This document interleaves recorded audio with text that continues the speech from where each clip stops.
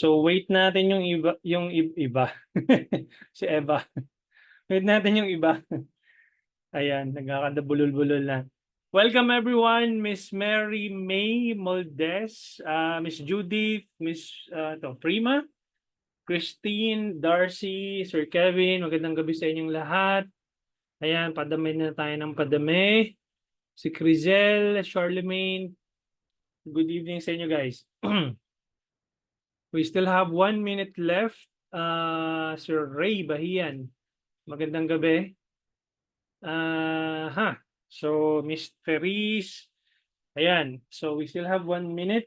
Let's wait for others. Good eve, Sir Randall, ayan. Okay, naka-record naman na tayo, no? Tama ba? Ayan, recording na tayo. Yes, on day 3, Sir Randall. Day 3. Tonight po kasi ang ating topic, it's all about the Facebook auction. And understanding the Facebook auction, how are you being charged ni Meta? No, para naiintindihan nyo to, this is more of hindi ito actual setup or hindi ito actual parang this is more of a background kung paano kayo china-charge. Or a theory, or hindi naman theory ang tawag dito. It's about how things work kay Meta. No, kasi ito marami dito hindi naiintindihan paano kayo china-charge ni Meta. Bago mo mabasa yung metrics ni Meta, ano yung unang china-charge sa'yo? Bakit ka china-charge ni Meta? So, kailangan mo muna maintindihan yon bago ka mag-bid. And pag-usapan natin tonight yung part na yon para mas maintindihan ninyo yung how the Facebook auction works. So, let me quickly share my screen. Let me know guys if sino nakakita ng ads na to or nung ad na to. Type yes in the comments or in the chat. Sino yung nakakita nung ad na ito? Type yes. Yes, Miss Grace, Darcy, Christine, Don. Yan, madami. Okay. So, you might be wondering ano yung ini-explain ko dito, no? Malamang na-curious kayo what's inside this funnel or imbudo, no?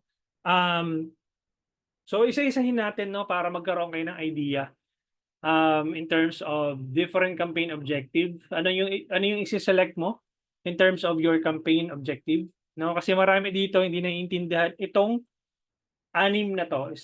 Yan, anim. But we're just gonna be talking about the 5 of them kasi app promotion hindi na naman tayong apps, no?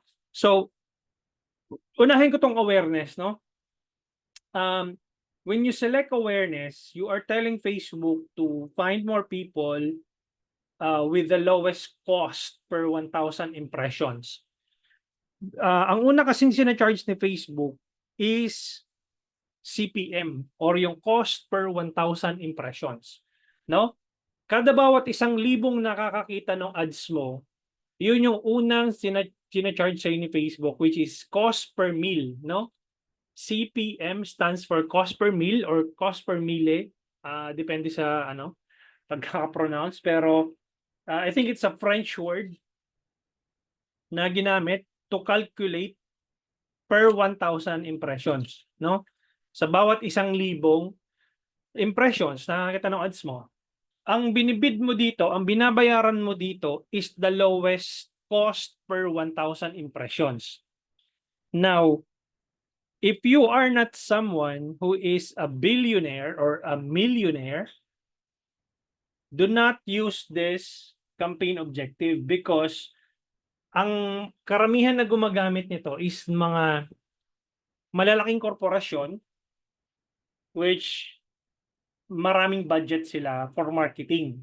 Kasi ang ginagamit dito is more on brand awareness so that more people can see their ads in the newsfeed at a lowest cost. Ibig sabihin, pinakamurang CPM. So, ang tawag din CPM, no? Kaya maraming mata because you want to get more eyeballs. No, you want to get more people to see your ad. That's awareness. When you select traffic, You are telling Facebook to find more people who are likely to click your link directly to your website.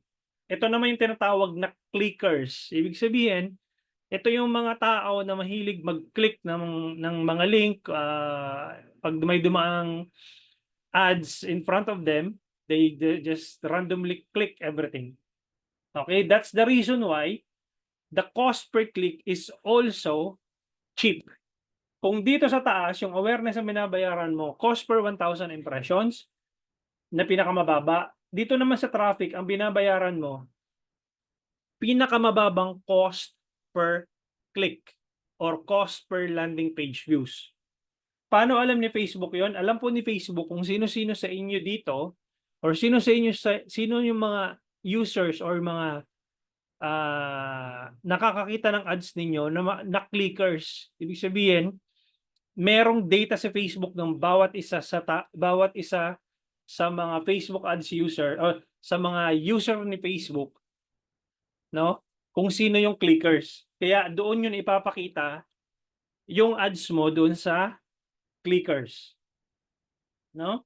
Kaya makikita mo dito merong click icon o merong eyeballs, may click icon, and then mangilan-ngilan meron ding sales. May makukuha ka din kahit paano, pero very random. Okay? Ito naman yung engagement. For those of you here na nag-run na ng anong tawag dito, ng boost post, ang default po nun is engagement. No? When you boost a post, you are telling Facebook to find more people who are likely to engage with your page. When I say engage, these people are probably those people na nagbe-message, nagko-comment, nagla-like, nag-share, nanonood ng videos mo. Those people are tagged as engagers. Yung nasa taas, clickers, ito naman engagers. Hahanapin ni Facebook sa auction or sa inside the algorithm to find more people who are likely to engage with your page or your ad. Okay? And mapapansin mo, ang CPM din noon mababa. Ibig sabihin, ang cost per 1,000 impressions, very cheap. No? And magtataka ka ngayon, bakit puro messages lang, napipindot? Ay, sorry, hindi po napindot ko lang. So, because your ads are being shown to these people. But I'm not saying na hindi ka makakakuha ng sales. Makakakuha ka pa rin naman ng sales, depende dun sa kung gaano kaganda talaga yung products mo or services mo. Kaya makikita mo dito may mga dollar sign, may mga ilan-ilan, may makukuha kang sales. Alright? Now, let's proceed sa leads. You're telling Facebook to find more people who are likely to provide their information, especially their mobile numbers, their emails, and their full name, so that you can contact them or nurture them moving forward in order to sell your products or services, especially high-ticket products yung ino-offer mo. High-ticket products or services. That's the reason why you will be optimizing for CPM. Ibig sabihin, optimized CPM ang tawag dito. Kaya siya OCPM, yung nasa taas, CPM, itong nasa baba, optimized CPM. No? Ibig sabihin nun, pinipuwersa mo yung algorithm na ipakita yung ads mo to those people who are likely to become your lead. No? You want them to provide their information so that you can nurture them or you can establish a good relationship with them, no? Mapapansin nyo, hindi ba kayo nagtataka, meron akong emails ninyo, meron din akong contact number ninyo, meron akong mobile number ninyo, meron akong email ninyo, nakaka-receive kayo ng email sa akin. And that's one of the optimized CPM. So, ang ginamit ko doon, that's the reason why you guys are here, because I optimized for conversions. No? if magpapa-free webinar ako, ang gagamitin ko leads, optimized CPM leads. But since you guys enrolled dito sa academy, ang ginamit ko doon conversions or yung optimized CPM, nag-optimize ako doon ng sales. Kaya makikita nyo dito sa baba, nandito nagkukumpul-kumpul yung mga users na natag ni Facebook as purchasers. And makukonsider kayo guys, lahat ng nandito sa Zoom as purchasers. Nandito kayo sa banda rito, sa pinaka-bottom. No? Yun, matatag kayo ni Facebook as purchasers.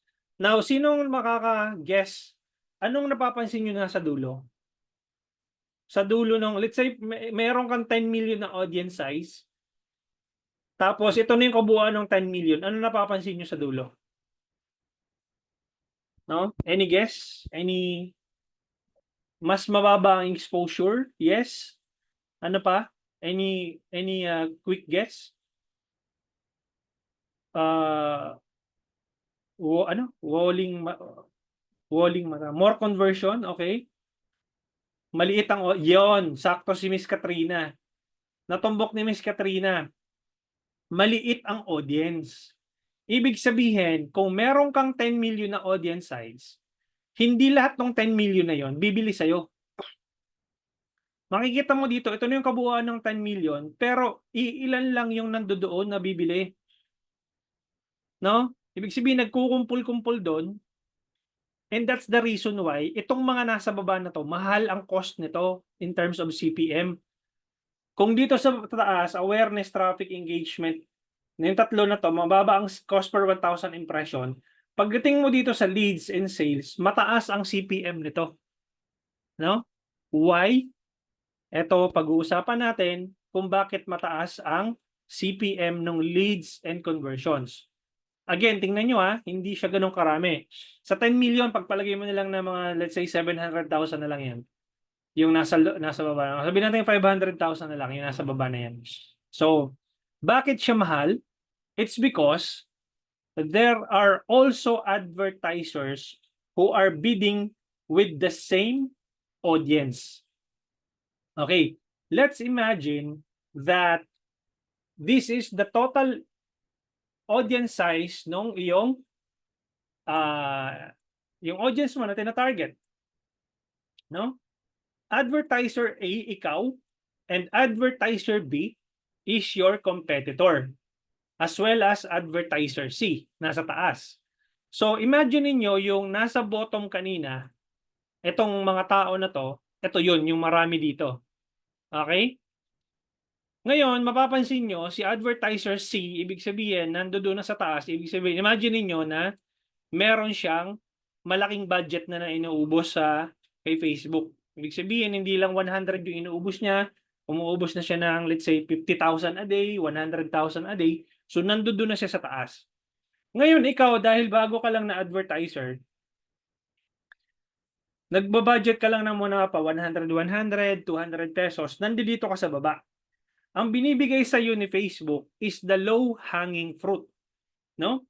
Ibig sabihin, ang binibigay sa iyo ni Facebook, Tier 1 audience. No?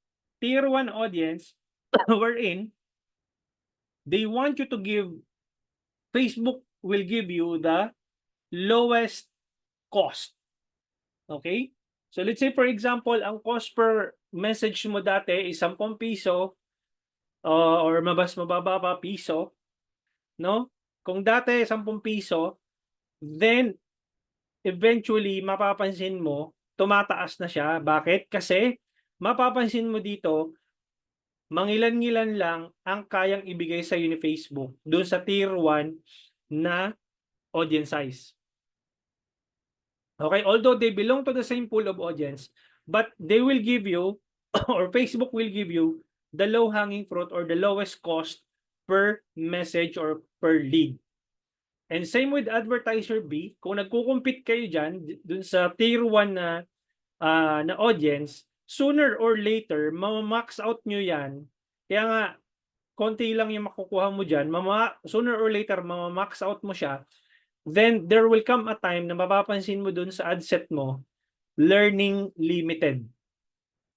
No? Ibig sabihin ni Facebook doon, sasabihin, Sir Aaron, hanggang dito na lang ang kaya kong ibigay sa iyo na audience. Tatatlo lang. No? Ito yung representation na, guys, do not take it literally. But hanggang 3 lang ang kaya kong ibigay sa inyo ni advertiser A at advertiser B. After nito, wala na akong maibigay na conversions para sa iyo. Okay? Ang gustong mangyari kasi ni Facebook, within the 7-day time frame, magkaroon ka ng at least 50 conversions in 1 week or in a 7-day period. But the problem is, if you have a low budget, hindi mo siya makukumpleto yung 50 conversions. Kasi nga, wala ka naman pagkukuhanan dito dahil tatatlo lang yun nandiyan eh. Diba? Ang mangyayari po nun, it's either you increase your budget, no? And advertiser B will also increase his budget, let's say, hanggang dito si advertiser B. Then yung dati mong binabayaran na 10 piso, naging 30 pesos na ngayon. No? And if you want to increase more budget, dahil dito maraming mga potential clients na bibili sa'yo, imaginein mo, 3 na kayong naglalaban-laban dyan sa auction. Okay? Ang Facebook po kasi is a bidding, no? Itong Facebook auction, ang layman's term po na niyan is bidding. Ibig sabihin, nakikipag-bid ka from other competitors doon sa mga users na nakikita mong yan, yung may mga dollar sign. Ibig sabihin, labo-labo na kayo dyan, naglalaban-laban kayo, but the more you scale up your budget, the more advertisers you are going to bid against. Gets? So, maraming user na mag-opt-in or bibili sa'yo or magiging leads, pero ang dami nyo ring competition doon sa taas. Okay? So, ganito po ang whiteboard tayo. So, wag muna magsusulat ha nung sa whiteboard. Check muna natin to. Host only. Ayan. I-disable natin yung participants. Ayan. So, hopefully walang magsusulat. Inabla akong tubig, guys. Kita nyo naman yung whiteboard ko, no? Cursors are hidden because they're... Kita ba, guys? Bago ako mag-drawing? Ayan, may nag-drawing na. Ayan, yes po. Okay. Huwag muna mag-drawing, guys, ha? Ako muna yung mag-drawing. Teka. Naka-stop naman, pero let's see. All eyes on me. All eyes on me. Okay. So, let's imagine that si Sir Aaron, okay, ito si Sir Aaron sa taas. Tapos, drawingan lang natin ng nakangiti. Yan. Si Sir Aaron, simply, okay, may nag-drawing ulit. So, guys, ako muna magdo-drawing. Ayan. Si Sir Aaron happens to be mahilig siyang mag-basketball, no? So, basketball ang hilig ni Sir Aaron. And then, nag-i-scroll siya sa social media. And then, let's say si Marjon is advertiser A. No? Marjon is advertiser A. And then, si Miss Bea is advertiser B.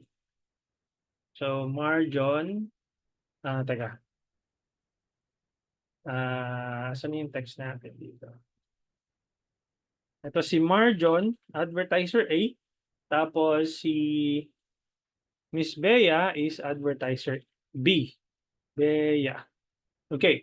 Now, sabi ni Sir Marjon, Facebook, targetin mo nga ito si targetin mo ito si si Aaron happens to be interested in with basketball. Sabi naman ni Miss Bea, ako rin, targetin mo din si Aaron. I'm willing to bid against advertiser A or si Sir Marjon. Now, let's assume na 12 AM sila nag-launch ng kanilang ads pareho, sabay. Okay?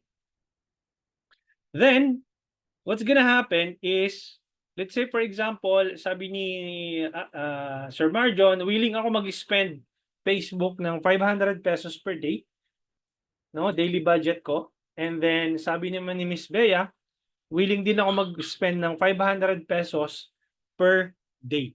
Okay? Now, dahil na sabay sila mag-launch ng kanilang campaigns at parehong-pareho yung budget nila, obviously, magkaiba yung ads nila kasi mag-competitor nga sila eh.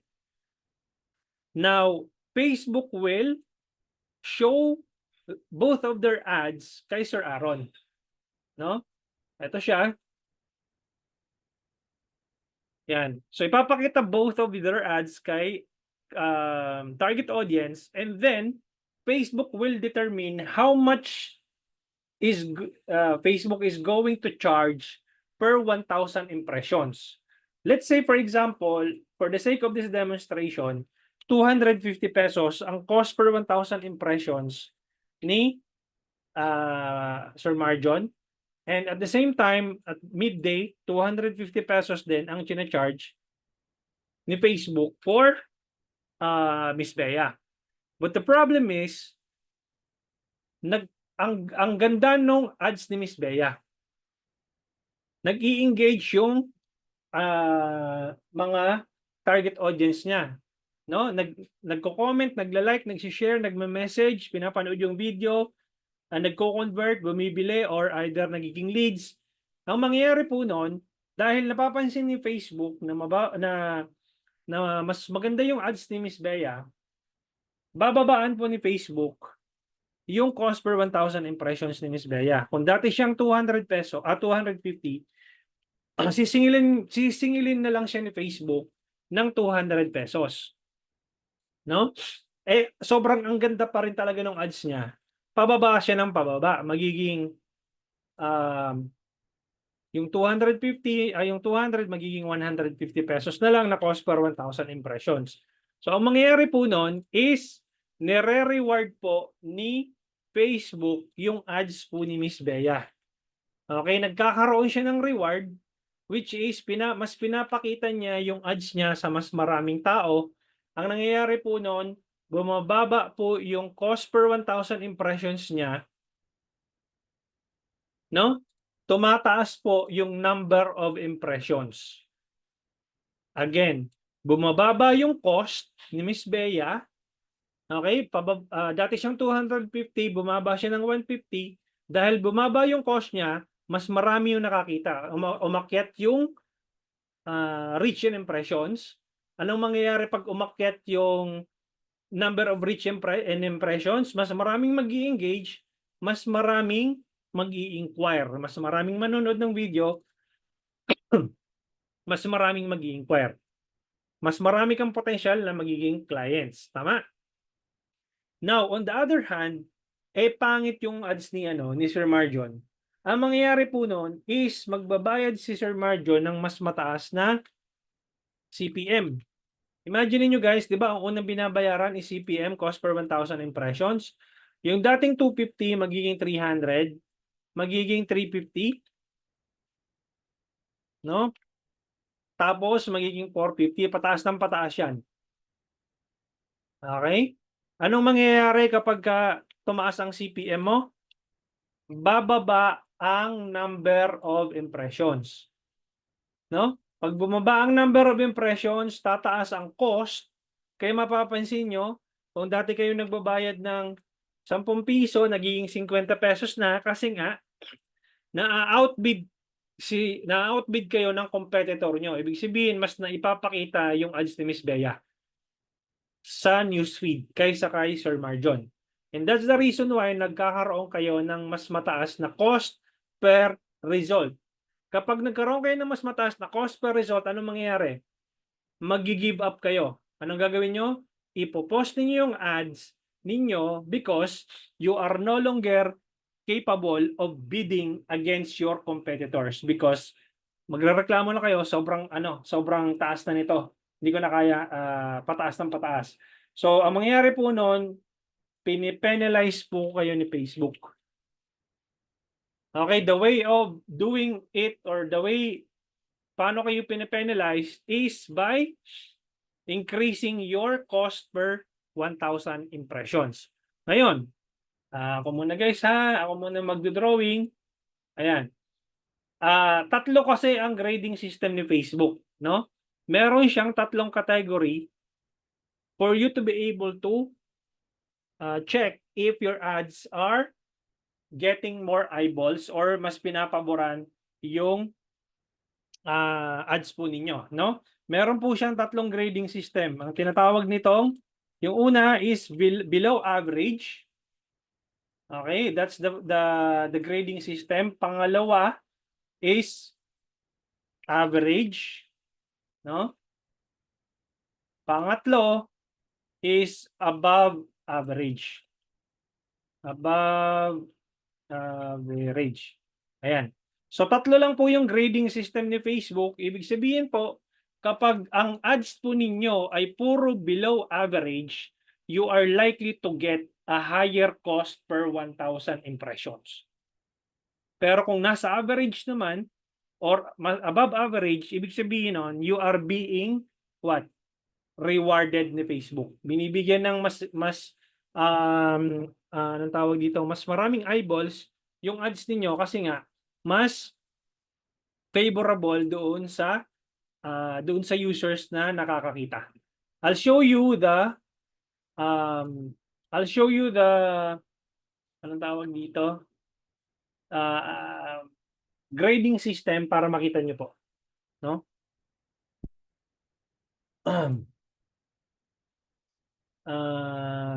Punta tayo sa isang account.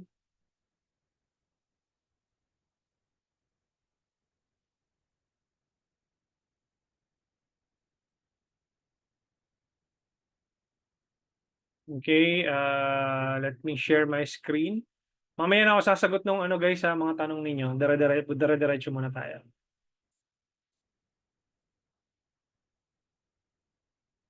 Para isa na lang yung ano natin, yung question and answer. So makikita nyo dito, share ko yung screen ko. Okay? Makikita nyo dito na pag pumunta kayo ng ad level, dito sa ad level, tatlo kasi yan, di ba? Campaign, ad set, tsaka ads. Pag pumunta kayo sa ad level, makikita nyo dito na meron tong grading system. Meron tong quality ranking, engagement rate ranking, tsaka conversion rate ranking. Now, sabi ni Facebook, based po dito sa ad na to, specific ad, ang quality ng ad na to is average. Okay naman siya. Okay, quality naman yung ads na pinapakita ko. Engagement rate ranking, ibig sabihin nun, nag-i-engage yung target audience ko. Okay, meron akong nakukuhang engagement. Okay? Sa conversion rate ranking, ibig sabihin, average naman yung conversion rate ko. Ibig sabihin, nakakakuha ko ng magandang conversions or magandang purchases. Kasi website purchases po ito. For these ads na nasa baba, wala pa silang data. Ibig sabihin, kulang pa yung data na na-accumulate. That's the reason why wala pa siyang grades. And makikita mo dito, may mga ads na merong below average ang quality, bottom 35% of ads, and that's okay kasi dalawa naman yung average ko. Isang average and then above average, tapos puro above average yung nandito. Ang problema dyan, kung puro below average yung ads mo, you are being penalized, tataas ang CPM mo. Ito yung CPM. Ito yung column na to, pag-aaralan natin to by day 4. Itong cost per 1,000 impressions, ibig sabihin, ang binabayaran ko sa ad na to, it's about 193. Ito naman sa ad na to, 44 pesos lang. Ito, 187. So, magkakaiba po ang CPM niyan. Magkakaiba ang CPM cost. Okay? So, yan po yung unang charge sa inyo ni Facebook. Ngayon, makikita yung kanina sinasabi ko sa inyo na learning limited. Papakita ko sa inyo yung sinasabi kong learning limited para mas ma-gets po ninyo yung ibig kong sabihin. Saan na ba tayo? Hanap ako ng isang example.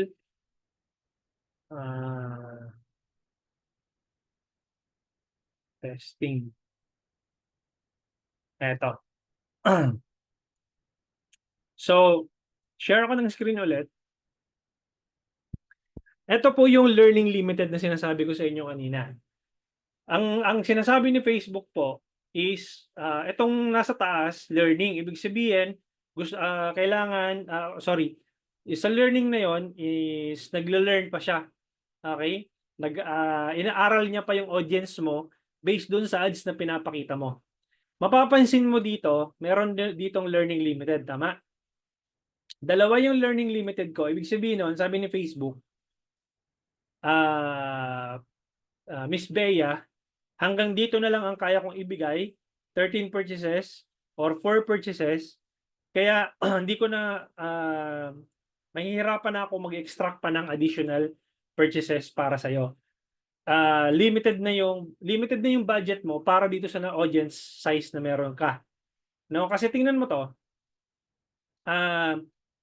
If you were to take a look at the audience size, okay?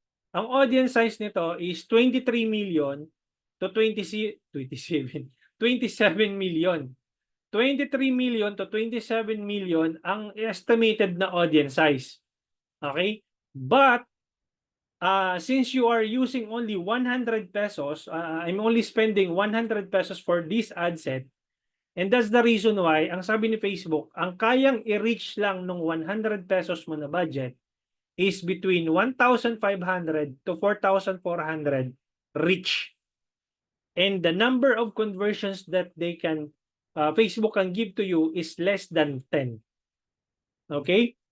So, again, 100 pesos lang yung budget ko na nilagay, and out of 23 million to 27 million estimated na audience size, it's between 1,500 to 4,000 lang ang kayang i-reach ni Facebook in terms of your budget. Tingnan natin kung magkano na yung na-reach niya.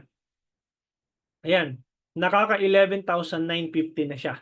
Okay, so ibig sabihin, wala, paikot-ikot na lang siya doon sa number of audience na yun, which is 11,950.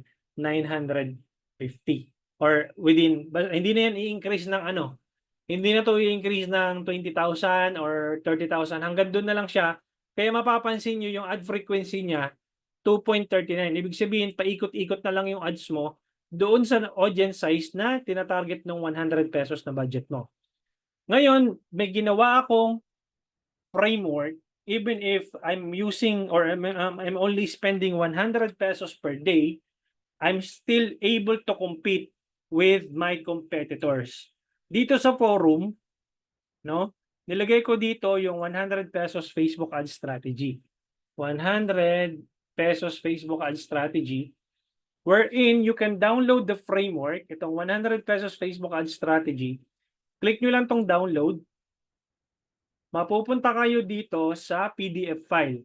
Tinuro ko dito, kahit na 100 pesos lang yung budget mo, you can still compete against your competitors, kahit na maliit yung budget mo.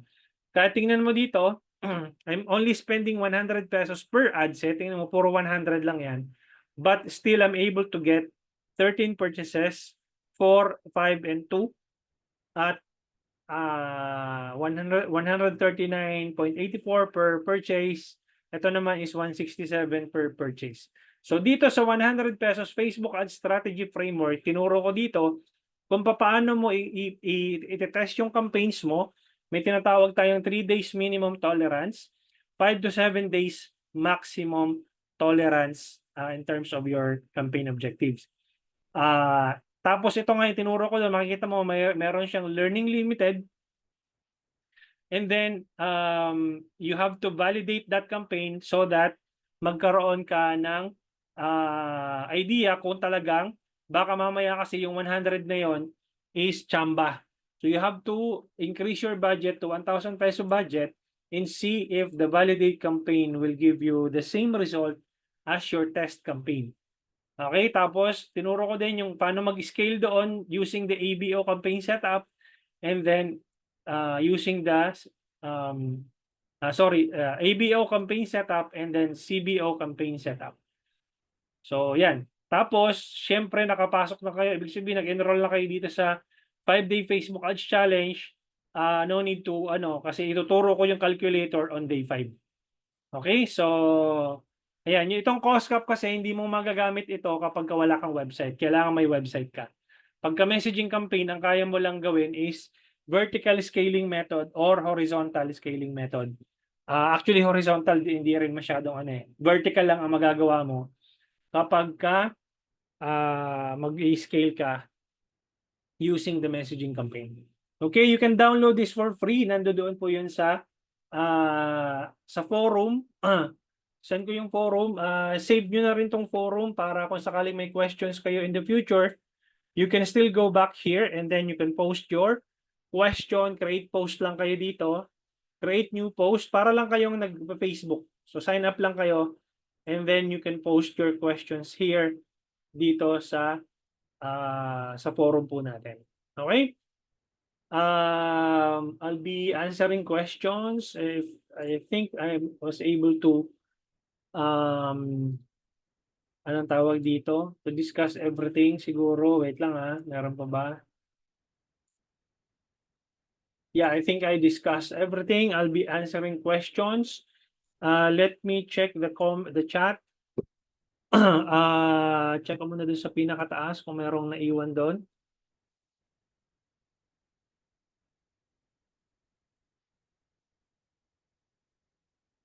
Si Sir Aaron, 79 pesos yung CPM ko sa current ad ko, coach. Okay.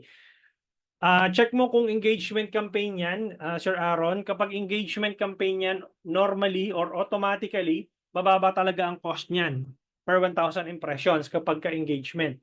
Ang average cost per 1,000 impressions dito sa Pilipinas kapag meron kang website or landing page, it's between 250 pesos to 350 pesos cost per 1,000 impressions. Kapag ka naka-engagement campaign ka, automatically mababayan. Meron kang CPM dyan na 50 pesos, 25 pesos, or basta less than 100 pesos pagka-engagement campaign ang ginagamit mo. Pero kapag gumamit ka ng OCPM or yung optimized CPM, mahal yun. 250 pesos to 350 pesos average. Pagka competitive yung niche or competitive yung market na tinatarget mo, makakakita ka ng CPM na around 500 to 700 pesos or more than that. Depende sa industry na niraran mo. Especially kung halimbawa meron kang maliit na audience na tinatarget. Halimbawa ang audience size niya is about 100K. Automatically mahal yung CPM nun. And yung cost mo dun mahal din. Okay? So automatic ganun yun. Okay? So normal yan, Sir Aaron, kapag 79 pesos, especially kung engagement ang ginagamit mo. Normal yan. Pero try mong mag-website conversions, 250 yon hanggang 350 or more than that on the average. Miss Katrina, coach, kapag bagong post po ba ang iraran, ano pong mas better? Reels or pictures po?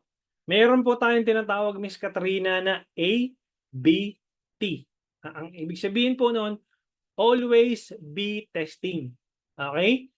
Hindi ko pwedeng sabihin na mas okay yung pictures, mas better ba yung videos or reels.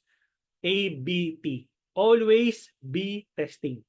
Okay? Yun po yung sagot ko, Miss Katrina. Miss Grace, coach, with regards to grading system, ilang percent po ang accepted average grade? Much better po kung above average po lahat. Nung nakikita po ninyo. Kapag nakikita nyo above average, ibig sabihin you are within Facebook's or Meta's grading system. Okay? Ibig sabihin pasok yung ads mo, ibig sabihin na determine ni Facebook na this one is a good ad because people are either engaging, commenting, or watching the videos or converting. No? Engaging, converting, yun po yung kailangan po niyan ni Facebook. Okay?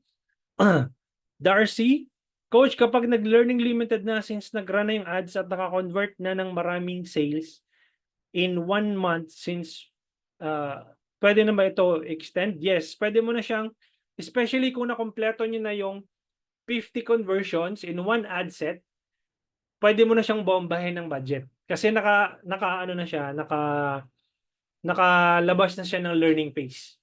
No? Kasi meron yan, una niyan, pag nilaunch mo yung campaigns mo, learning, susunod niyan learning limited, susunod niyan active, susunod niyan high performing or creative limited. Okay? So, Mark Anthony, Coach, ano mas okay if may 5K na budget ka monthly? Mas okay pa ba na 5K for 1 week ba or 5K the whole month na? Spread out, ako, Sir Mark, ang nare-require ko is at least between 5,000 to 10,000 pesos. 5,000 masyadong ano pa yun, masyadong maliit, no? Kung meron kang 10,000 pesos to test, better, no? For the whole month. No? Again, testing pa lang yun. For those of you here na, grabe, ang laki-laki na ng budget ko sa ads. Guys, yung 10,000 testing pa lang yun. Wala pa kayo sa scaling part. No? Yung per month nyo, 10,000 pesos. I hate to break the bad news. Yung 10,000 po ninyo, pang test lang po yun. Pang gather po lang po ng data. Dalawa lang ang pwedeng mangyari. It's either doon sa 10,000 po ninyo is nagkaroon kayo ng magandang result or wala. Kung nagkaroon kayo ng magandang result, good for you kasi meron ka ng benchmark na susundan. Kung nagkaroon ka ng pangit na result, titingnan mo yung data, bakit saan ka nagkamali. Ano yung mga points to consider, bakit mababa yung conversions mo or wala kang conversions. Okay? Sir Randall, in case po kasi walang landing page, nagko-close deal kami from the leads na nagchat sa page so through ads. Win pa rin ba yung 100 na budget? Yes. Depende po dun sa ads mo. Okay? Baka sabihin nyo, masyado mababa. Nakita nyo naman, meron akong purchases kahit na 100 pesos. No, merong 13 purchases kahit na 100 pesos yung budget ko. Okay? So, Sir Ben, ano best length ng video creative? ABT. Always test and verify. Always be testing. Pero preferably, Sir Ben, meron yan dito sa forum. Sinagot ko na yan yung ano yung video na mas maganda or mas video, yan. Type mo lang yung keyword dito. Facebook ad format. Alam ko nasagot ko na yung ano na yan eh.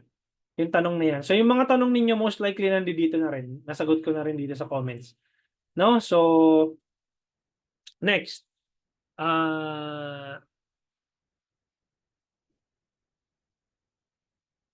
1.50 seconds yung video. Okay lang din naman, pero preferably 15 seconds para pasok doon sa video through place. No? Kapag bagong post po ba possible na mababa po ang pasok ng inquiries and bookings since less engagement? Yes. Ganun po talaga, Miss Katrina, kasi bago lang.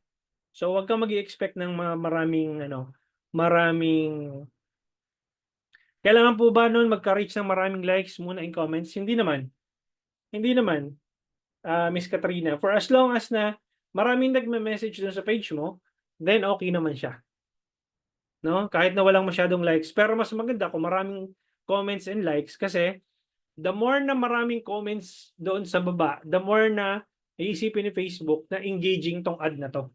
No, the more na bababa yung CPM mo. Kaya guys, kung maraming comments na yun, wag nyong hahayaan na walang reply yung mga comments doon sa ads niyo. Re-replyan niyo para bumaba yung cost per 1,000 impressions nyo.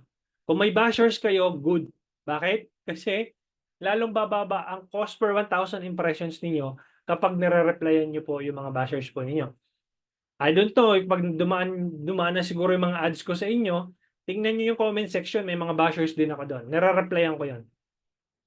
Ano yung reply ko? Basahin nyo lang kung ano yung reply ko. Okay? So, kung may bashers ka, good yun. Kasi, makakatulong yun magbababa ng CPM mo. Okay? Ilang weeks po ang learning curve? Wala siyang definite weeks in time. Depende kung mas malaki yung budget mo, mas mapapabilis yung learning curve. Kung maliit yung budget mo, hahaba yun. Okay? Nagmamatter po yung budget, yes. Tatlo po kayo kasi yan, Miss Grace. Pag nag-run ka ng Facebook ads, tatlo lang ang kailangan mong i-consider. Your audience, your budget, and your offer. Okay? So nagmamatter yung budget doon. Yung quality ranking ba, temporary lang yun or permanent na?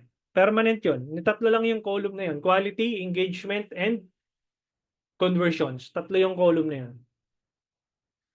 Coach, yung using engagement campaign sa car industry, last year halos 5 to 10 pesos CPM lang. Pero ngayon range 40 to 80 pesos with the same targeting. Obviously, tataas talaga yan. No, especially kung nagtataas ka na ng budget or your campaigns has been there for a longer period of time, mapapansin mo tumataas yung CPM yan. CPM stands for cost per mil ha. Yung cost per message, CPM din ang tawag doon, pero make sure na yung CPM na pinag-uusapan natin dito is cost per mil. Okay? So, Miss Katrina, resort ang business po kami and before we had an ads expert na nag-generate to 20 to 30 messages per hour and maraming potential ensure bookings sa Messenger lang. Unang page namin and landing page nun. How can I also reach that po amount of inquiries po? You can try lookalike audience, Miss Katrina. Lookalike audience or you can upload the list. Kung meron kayong listahan ng mga nag-inquire, if na-capture mo yung email and mobile number, no, you can upload the list kay Facebook and then create a lookalike based on the email list. Okay, may expiration ba yung access sa website nyo? Wala po. Lifetime access po yun, Sir Ben. Need ba maraming followers para hindi? Mag-generate ng sales, hindi. No need to have a large followers. How to handle negative, ano yung WOOM in the ads? Ano yung WOOM? Handle negative comments. Negative comments. Check mo na lang yung mga ads ko, tapos check mo yung comment section. No? Kung paano ko hinandle yung mga negative comments doon. For resort business po, Coach, can you suggest example ad copy or ideas for ad creative na mga kakatch ng audience? Resort business ka, Miss Katrina, try the parang user-generated content. Meaning, parang vlogging style. Laos na kasi ngayon, Miss Katrina, yung commercial type of ads. Yung parang pag nanood ka ng TV, tapos parang highly curated yung videos, parang sobrang crisp as if na parang manood ka ng TV ngayon. Panoorin mo yung ads sa TV, hindi na masyadong nag-work yun. Mas gusto ng tao ngayon, native ads or native content. Okay? Walang masyadong palabok, walang masyadong direct to the point, and then show them your resort. No? Try mo mag-hire ng vlogger or influencer. Kung wala kayong influencer, do it yourself as an influencer. Kung camera shy ka, find someone who can do it for you inside your business. Let's say may staff ka na makapalang mukha, makapal mooks, tawagin mo. O mag-vlog ka nga dito, ito na yung trabaho mo from now on. Social media manager ka / influencer nung ating resort. Okay? I tell you kasi sawang-sawa na yung tao sa tingnan mo yung mga ads ko, lahat yung shoot ko lang sa cellphone. No, wala yung mga ads ko, yung mga videos ko, hindi siya highly curated na nag-hire ako ng mga ng team. Ako lang din nag-shoot nun. Tapos pina-edit ko na lang dun sa staff ko. Okay, make it native as possible. Si Fritz, coach, is it better than new ads palagi lower CPM? Hindi, depende sa ads kung nagpa-perform kahit na nandiyan yan. Kasi meron akong ad na 3. Since last year pa nagra-run na yun. Hanggang ngayon nagra-run pa rin. Yung 3 ads na yun. Best performing ads ko yun. So hanggang ngayon nagra-run siya. So kapag pagka best performing ads mo, huwag mo siyang papatayin. What's the difference between cost per message and cost per meal? Cost per message is the amount you are paying for every message that comes in. For example, meron kang 10,000 pesos na inubos from October 1 to October 31, tapos may pumasok na 350 messages. So 10,000 pesos divided by 350 messages, roughly nasa 28 point something yun. That's the cost per message. Cost per meal is the amount you are paying for your ads to show in the newsfeed, sa cellphone ng target audience mo, per 1,000 impressions. Ibig sabihin, for every 1,000 na katao na nakakita ng ads mo, that's the amount you are paying kay Facebook. Charlemagne. Okay? Kasi imaginein mo, you have to understand na yun yung unang charge sa'yo ni Facebook per 1,000 impressions, regardless kung merong message or walang pumasok. No? Regardless yun, Charlemagne. I'm not sure kung babae o lalaki, Miss or Mr. basta Charlemagne. Regardless kung may pumasok na message or wala, you are being charged per 1,000 impressions. Okay? Dami ko natutunan. Excited for day 3. Thank you, Sir Aaron. Sir Ben, coach, may mga clients pa rin ba na international who are looking for media buyer? How's the demand, sir? I'll be honest, Sir Aaron, Sir Ben, naging masyadong saturated na ngayon ang freelancing market. Plus, marami na ring bogus or marami na ring scammers sa Upwork and onlinejobs.ph. Okay? From time to time, nakaka-receive ako ng offer, pero hindi ko pinapatulan kasi alam ko na scammer, alam ko na magsisend lang ng links. Beware guys, no, beware kapag nakaka-receive kayo ng mga notification, either email, sa Facebook page ninyo, sa personal profile ninyo na let's say your Facebook page has been unpublished or your ads are non-compliant, i-check niyo yung email domain kung sino yung nag-send, kasi make sure na legit yung email domain before kayo mag-click nung email ninyo. Bakit? Kasi pag kinilik niyo yung link doon at na-install yung malware sa computer po ninyo, mahahack kayo, goodbye inyong Facebook. Pati yung credit card ninyo tangay. Okay? So, na-segue ko lang, Sir Ben. Pero, yes, meron pa rin mga naghahanap ng media buyer, but you have to be very creative on reaching out to them. No? Kailangan mag-create ka ng content, just like what I'm doing. Nag-create ako ng content for me to attract local clients dito sa Pilipinas. And sooner or later, gagawa na rin ako ng content sa LinkedIn kasi andun yung mga international clients. Wala na ako ng gana sa Upwork tsaka sa online jobs kasi ang dami ng unang-una, ang dami ng freelancers. Pangalawa, ang dami ng mga bogus employers. Saan ko makikita yung metrics? Doon, dito, punta ka dito sa sa ad level. Eto, dapat nasa ad level ka, no? Ayan, nasa ad level ka dapat para makita mo tong tatlo na to. Tatlo yan, campaign level, ad sets, and then ads for one ad set. So, engagement rate ranking, quality ranking, and conversion rate ranking. Okay? Sagot ko yung tanong ni Don. Ben, Coach, ma-discuss mo ba yung mga need to avoid para di ma-restrict ang ads sa account ng FB page? Simple lang. Follow the strict guidelines ni Facebook. Basahin mo yung advertising guidelines. no?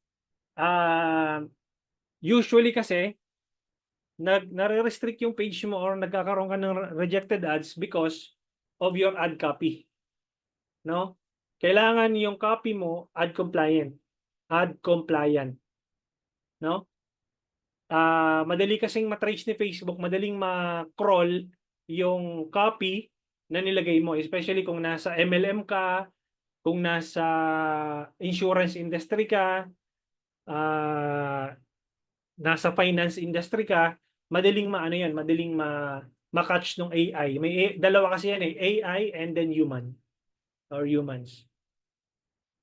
How to do lookalike audience based on email and mobile numbers? Nandoon po sa sa advanced lessons. Okay, Coach, last question ko po. Can you suggest target audience po for resort business? I'm currently running an ad po today and ang cost per message niya is nagre-range ng 6 to 8 pesos for 3 days. Nakaka 200 results. Miss Katrina, before ka maglagay ng target audience, think of your buyer persona. Ibig sabihin, sino ba muna yung target persona na tatargetin ng ads mo? Sino yung kakausapin ng ads mo nito? You have to remember, if you sell to everyone, you sell to no one. Kung lahat ng tao gusto mong bentahan ng resort mo or gusto mong ipakita yung ads mo, kahit sino. So, wala siyang solid na data. But, you have to think of a buyer persona. Kanino mo isi-serve yung ads mo. And that's where you can pinpoint sinong target audience mo. But to give you an example, I'm not sure kung anong klaseng resort ito, kung low, mid, or high. Let's assume na nasa mid, no? Then, create a buyer persona that is likely to become your buyer or your customers. No, sino sila? Real estate agent ba yan? Call center agent ba yan? Senior executives ba yan? Admin assistant ba yan? Ano pa? Mahilig ba mag-travel yan? No? Local and international traveler ba yan? Yung mga tipong ganon. You have to come up with at least 3 buyer persona, test them out into different ad set, and see which one of them works best. Okay? Kasi right now, ang hirap magbigay ng target audience kasi everyone wants to, pag may resort ka, I mean, kahit ako gusto ko pumunta ng resort, but you have to have a specific target audience in mind so that tailored fit yung ads mo sa kanila. Okay? Mary Garland, may special app or plugin ba kung kayong alam to check if the content is violating against FB standards? Even if meron akong app or plugin na alam, Miss May, it's not a guarantee. Hindi yun guarantee na ad compliant yung plugin na yun. So, make sure lang na alam mo yung ad copy mo. Yung pag-create mo ng ad copy, basahin mo yung advertising guidelines, nandoon po, bawal ka mag ng personal attributes ng tao. Let's say nasa health and wellness niche ka. Let's say hindi mo pwedeng sabihin na overweight ka ba? Ito yung the best na supplement para sa iyo. So bawal 'yon. O kaya kung nasa finance industry ka, let's say parang nahihirapan ka ba mag ng budget mo, or let's say life insurance agent ka, maaaring ma-reject yung ads mo kapag sinabi mong mga pwedeng ma-violate mo doon. Pag sinabi mong or nasa crypto ka, gusto mong kumita ng 6 digit nang walang ginagawa. Alam mo 'yon? So violation 'yan. Okay? It will take some time para mabasahin mo pero walang ibang way. Ilang beses na ako naging kontrabida ng buwan. Okay, so basahin mo siya, make sure na compliant. Compliant yung ads. Tama ba na while nagra-run ka ng boost ka ng ads, tama ba na while nagra-run ka ng ad, nagbo-boost ka rin sa Facebook post mo sa page? Yung boost post kasi is ad, ano rin, nagra-run ka ng ad. Kaya lang boost post. Ang default po kasi ng boost post sa Randall, engagement. No, default yun, engagement. Talagang makakakuha ka ng maraming engagement doon. But if you run an ad inside the ads manager, that's the proper way of doing it. Especially if you have a landing page or website. Proper targeting, yes, Miss Faith, on day 3. Okay? Sorry, kapag not delivering ang status, what meaning and what we need to gawin. Stop ko na. If not delivering, it's either wala ka ng budget, no? Not delivering or pinos mo yung ad set level kaya hindi nagdi-deliver yung ad mo. Okay? So wag kayong mag-aano, don. Wag kayong maglalagay ng lifetime budget tsaka may end date. Wag niyong gagawin 'yon kasi what if nag-work yung tinest ninyo, completed yung ano, ibig sabihin pag nag-end na siya ng October 30, paano mo pa siya may scale tapos na? Gets? Is it necessary to have a landing page or website? 100%. Bakit? Kasi for most of you guys, hindi ba napapansin? Nag-click doon sa send message button ninyo, tapos scene zone kayo. Di ba? Nag-message, pag tinanong nyo, interested kayo, scene zone, wala. Pero kung may landing page ka or may website ka, ang kakausapin mo lang yung interesado doon sa offer mo. Pag nag-click sila tapos hindi naman interested, edi magbabounce lang yan. Magbaback lang sila.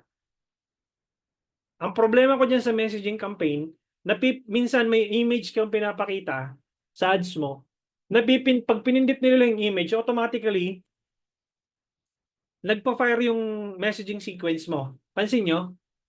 May dumaan na ads sa harap ninyo. Subukan nyo ngayong gabi. Pero make sure na messaging campaign yung kinilik nyo na ads. Pag dumaan, after nitong call, no, after nitong Zoom call natin na to, after nitong session na to, subukan nyo mag-scroll sa newsfeed. Meron kayong nakitang ads, i-click ninyo, especially send message button.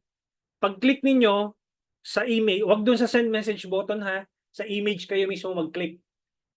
Di ba may button yun na pag ganon, send message or contact us now or message us now, wag yung button ang i-click ninyo. I-click ninyo yung image. Pag kinilik nyo yung image, automatically makaka-receive kayo ng message. Yun yung problema ko sa send message campaign. Okay? Can MLS, anong MLS? Anong MLS? Hindi ko sure kung ano yung MLS, Hayes. Do we need to use the special ad category? Sir Kevin, gagamitin mo yung special ad category sa US. Mahigpit kasi dun eh. Dito sa atin, kahit na hindi ka naman naka-special ad category, okay lang. Okay? So, I'm not sure, Miss Hayes, kung ano yung MLS. If you can elaborate, no? So, yun lang guys. I'll see you guys tomorrow so that I'll be multiple listing service in the US. Multiple listing service in the US real estate. Hindi ako familiar sa US anong tawag dito? Real estate. Kasi I'll be honest guys, nung media buyer ako, itong real estate mga real estate agents sa US, ang never ako nagkaroon ng client sa US ha. Pero dito sa Pilipinas meron. So, medyo komplikado. Hindi ko masagot yung tanong mo, Miss Hayes.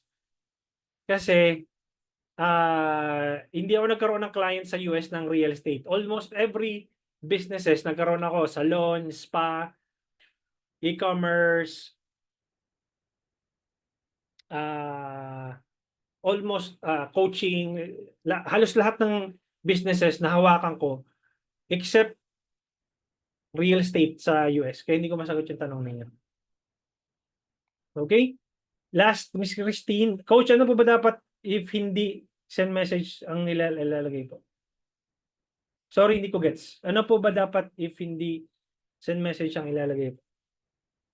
Hindi ko gets, Miss Christine, yung ano, yung tanong po ninyo. Ang sinasabi ko po is, i-try nyo mag-send message, i-try nyo mag-inquire, or pag may dumaan na ad sa harap ninyo, i-click nyo yung image, automatically magpo-fire yung message button nila. Okay? So yun lang guys. I'll see you guys tomorrow at exactly 7:30 p.m. And yeah, kita-kits tayo.